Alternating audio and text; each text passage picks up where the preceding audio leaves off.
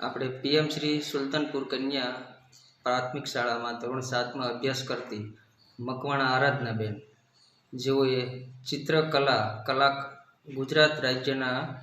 શિક્ષણ વિભાગના આયોજિત કલા ઉત્સવ દ્વારા જે આયોજન થાય છે તેમાં ક્લસ્ટર કક્ષાએ પ્રથમ નંબર લઈ આવી, ચિત્રકલામાં તાલુકા કક્ષાએ પણ પ્રથમ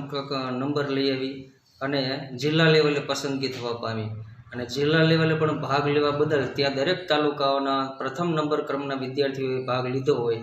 એમાંથી એક નાના એવડા ગામમાં સુલતાનપુર જેવું નાનું એવડું ગામ અને એમાં અભ્યાસ કરતી ગામડાની એક બાળકી જિલ્લા લેવલે બીજો નંબર લઈ આવી.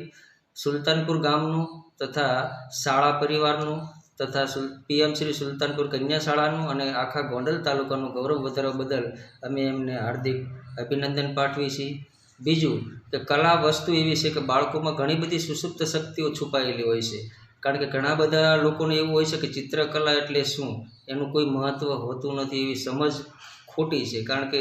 કલાથી જ માણસ ઉજળો બને છે, એનાથી જ એને સર્જન શક્તિનો વિકાસ થાય છે. અને જ્યારે અભ્યાસ કરતી વખતે આગળ ટેકનોલોજીના ગમે તે એન્જિનિયરિંગ લેવલના અભ્યાસક્રમો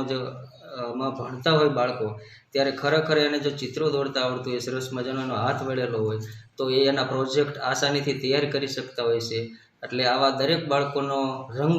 રંગો દ્વારા એનો વિકાસ થાય અને સુસુપ્ત શક્તિ બહાર નીકળે એવા અમારા પ્રયત્નો, અમારી શાળાની બાળકીઓ નાના એવડા પ્રયત્ન કર્યા. તે બદલ આપણે આરાધનાબેન ચંદુભાઈ આજે કલા ઉત્સવમાં બીજો નંબર લઈ આવી તે બદલ અમે ગૌરવ અનુભવીએ છીએ.